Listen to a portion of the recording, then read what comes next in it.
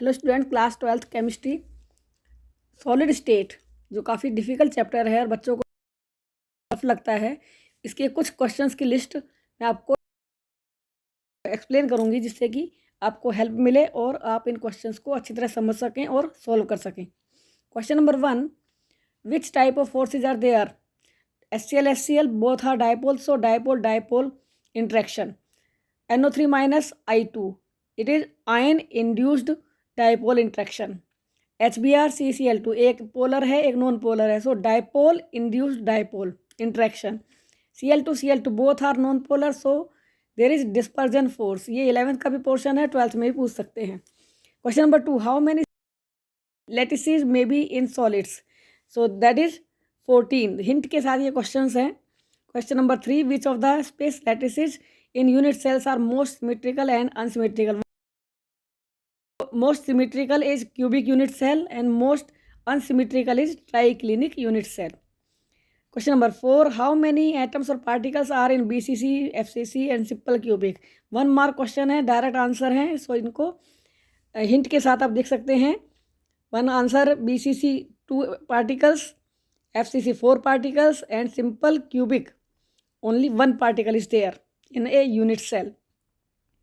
5, in a solid A plus occupies the corner, means corner पे जो भी particles present होते हैं उनका कंट्रीब्यूशन होता है 1, and B negative occupies the face centre. Face centre में जितने भी पार्टिकल्स होते हैं उनका कंट्रीब्यूशन एक यूनिट सेल के लिए होता है 3। सो A प्लस है 1 टाइम और B माइनस है 3 टाइम, सो फार्मूला है AB3। Question number 6, in A crystal in cubic close packing atom A occupies the CCP system and its 2/3 octahedral voids are occupied by the atoms B. So what will be the formula of the compound? So in this case, suppose A particles are N and octahedral voids will be similar to A. So these will be equal to 2 divided by N, 2/3 N, और उसके accordingly आप formula निकाल सकते हैं।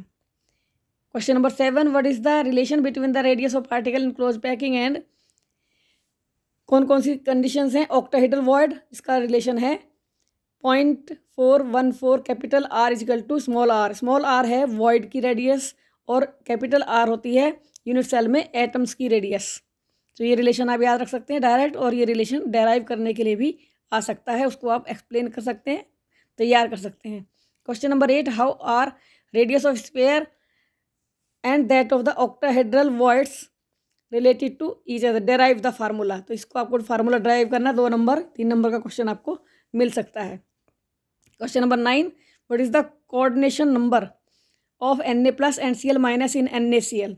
NaCl होता है face centred unit cell, और face centred unit cell में पार्टिकल्स की संख्या होती है 4।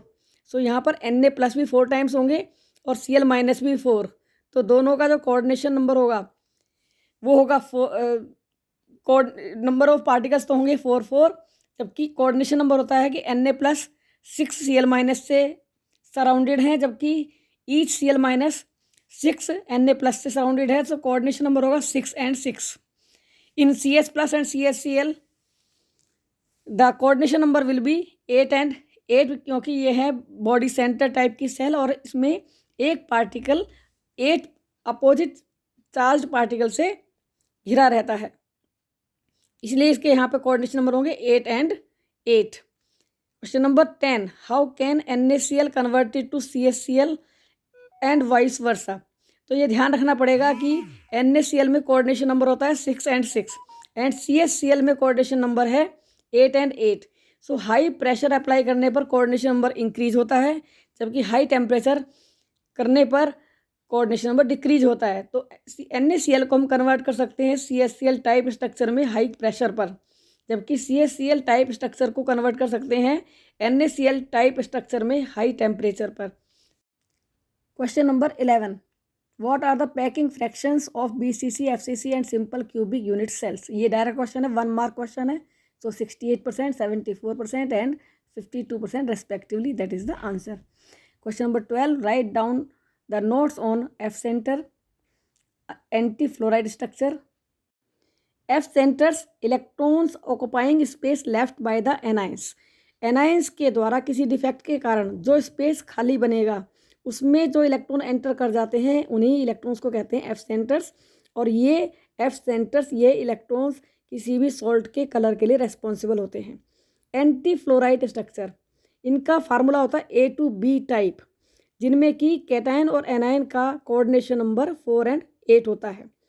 इसके अपोजिट एक और याद रख सकते हैं फ्लोराइड स्ट्रक्चर, इसमें कि AB2 टाइप स्ट्रक्चर होता है और उसमें कैटायन और एनायन का कोऑर्डिनेशन नंबर होता है 8:4।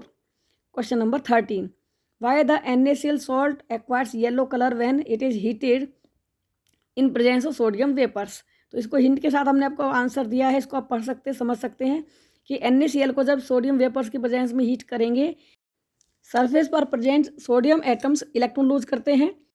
उन सोडियम प्लस आयन से कंबाइन करने के लिए Cl माइनस आयन बल्क से सरफेस पर जाते हैं, जिससे कि वैकेंसी क्रिएट होती है। सरफेस पर प्रेजेंट इलेक्ट्रॉन्स जो कि सोडियम एटम्स के द्वारा लूज किए गए हैं वो एंटर कर जाते हैं बल्क में और उसके प्लेस को ले सकते हैं जो कि Cl माइनस आयंस ने बनाया है।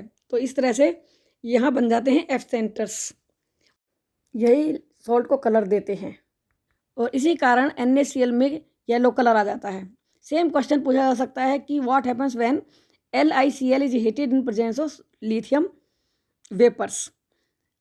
Next question is question number 14, which of the property of solid is affected when it is heated and what happens to the solid. तो यहाँ पर ध्यान देंगे, हीट करने पर इफेक्ट आता है वैकेंसी डिफेक्ट, वैकेंसी क्रिएट होती हैं। Question number 15, what happens when zinc oxide is heated. यहाँ पर भी एक वैकेंसी डिफेक्ट होगा और क्या होगा जब हम जिंक ऑक्साइड को हीट करते हैं, ये आप समझ सकते हैं कि यहाँ पर डिकम्पोजिशन होगा जिंक ऑक्साइड का जिंक +2 आयंस में, ऑक्सीजन गैस में और इलेक्ट्रॉन्स में। Zinc +2 ions interstitial site occupy करते हैं और साथ ही साथ जो इलेक्ट्रॉन्स हैं वो उसके नेबर इंटरस्टिशियल साइट को ऑक्यूपाई करते हैं और यही इलेक्ट्रॉन्स रेस्पॉन्सिबल हैं जिंक ऑक्साइड को कलर के लिए। और इसका जब हम हीट करेंगे जिंक ऑक्साइड को तो उसके अंदर कलर आ जाएगा। Question number 16, what happens when NaCl is doped with SrCl2 और AlCl3। यहाँ पर होता है इम्प्योरिटी डिफेक्ट।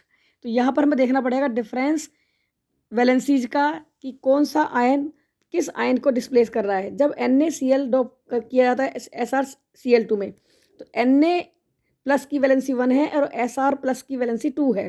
तो यहाँ पर 2Na+ आयंस लॉस होंगे और उनकी एक प्लेस को Sr+2 आयंस ऑक्यूपाई करेंगे। तो इस तरह से एक वैकेंसी क्रिएट हो जाएगी।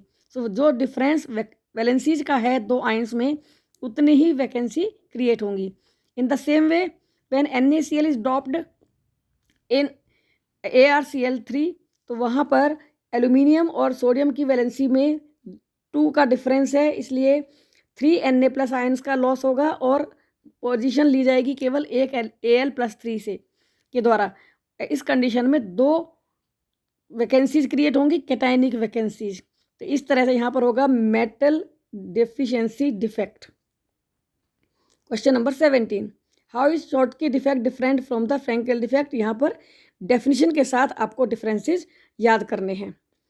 Next question number 18, stoichiometric defects are those जब कैटायन और एनायन का लॉस इस प्रकार से हो कि cation to anion ratio whole number में बना रहे तो कहलाता है स्टोइचोमेट्रिक डिफेक्ट। जब कैटायन और एनायन का लॉस इस प्रकार से हो कि cation to anion ratio whole number में ना हो के फ्रैक्शन में हो कहलाता है non stoichiometric defect. Question number 19, what fraction of Ni0.980 is occupied by Ni+2 and Ni+3 ions. ये एक न्यूमेरिकल है जिसमें कि Ni+2 और Ni+3 आयंस का फ्रैक्शन आपको मालूम करना है न्यूमेरिकल सॉल्व करके। Question number 20, same type of question is question number 20 और इसको भी आप उसी मेथड से कर सकते हैं। Question number 21, which of the solid has both Schottky and Frenkel defect. तो यहाँ ध्यान रखेंगे AgBr में दोनों टाइप के डिफेक्ट्स पाए जाते हैं। इसी तरीके से शॉर्टकी डिफेक्ट और फ्रैंकेल डिफेक्ट के अलग अलग एग्जाम्पल्स भी आप तैयार कर सकते हैं। Question number 22, what are N type and P type semiconductors. So semiconductors जो कि नेगेटिवली चार्ज इलेक्ट्रॉन्स के कारण कंडक्टिविटी शो करते हैं कहलाते हैं N टाइप सेमीकंडक्टर्स और P टाइप सेमीकंडक्टर्स जब सेमीकंडक्टर्स का कैरेक्टर पॉजिटिवली चार्ज्ड आयंस के कारण हो उसे हम कहते हैं पी टाइप सेमीकंडक्टर्स।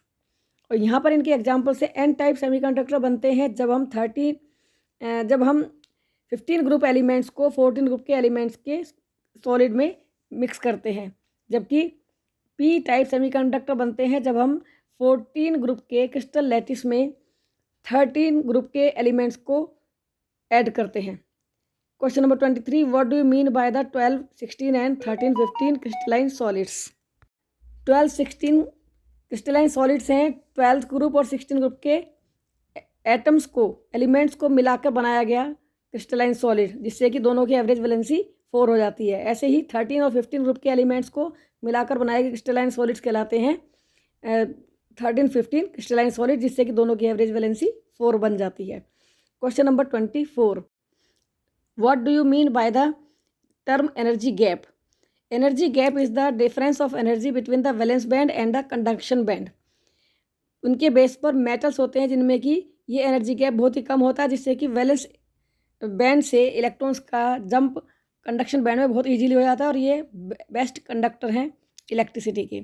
सेमीकंडक्टर के केसेस में ये गैप बहुत ही कम न होके एवरेज होता है, जिससे कि इनमें इलेक्ट्रॉन्स का जंप हो सकता है और लेकिन मेटल से कम, यानी कि ज़्यादा एनर्जी लेकर।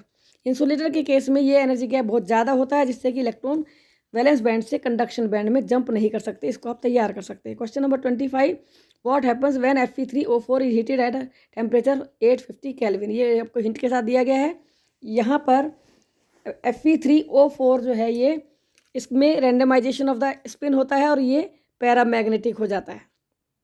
Question number 26, right down notes on ferromagnetic, ferro and anti ferromagnetism. Ferrimagnetism, सबसे पहले आपको डायमैग्नेटिक और पैरामैग्नेटिक में डिफरेंस जानना होगा। पैरामैग्नेटिक जिनमें कि अनपेड इलेक्ट्रॉन्स होते हैं और डायमैग्नेटिक जिसमें कि कोई भी इलेक्ट्रॉन अनपेड नहीं होता है। फेरोमैग्नेटिक वो होते हैं जिनमें कि large number of unpaired electron present होते हैं और हाईली मैग्नेटाइज्ड होते हैं और मैग्नेट की एब्सेंस में भी ये मैग्नेट की तरह बिहेव करते हैं। फेरीमैग्नेटिज्म देखने में लगता है कि इसमें इलेक्ट्रॉन अनपेड ज़्यादा है, लेकिन मैग्नेटिक फील्ड की प्रेजेंस में ये इलेक्ट्रॉन इस तरह से अरेंज हो जाते हैं कि मैग्नेटिक फील्ड बहुत कम रह जाता है और ये पैरामैग्नेटिक की तरह बिहेव करते हैं।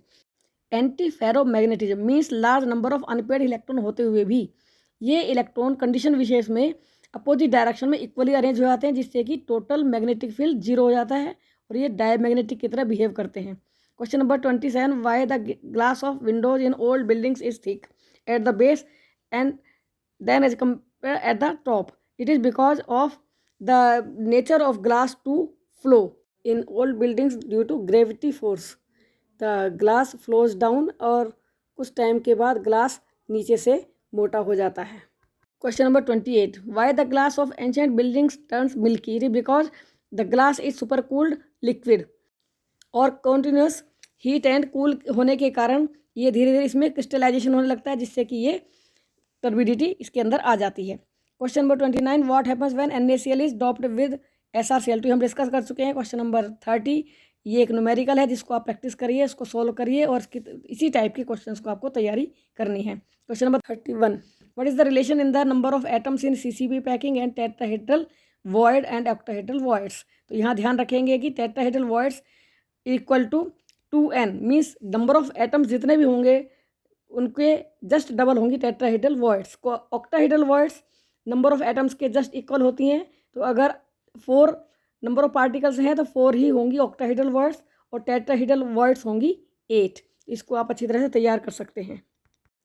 अब सॉलिड स्टेट में पूछे जाने वाले न्यूमेरिकल्स के लिए आप 1 to 8 टाइप के फार्मूला तैयार कर सकते हैं, याद कर सकते हैं और उनके बेस पर डिफरेंट न्यूमेरिकल टाइप क्वेश्चंस आप सॉल्व कर सकते हैं।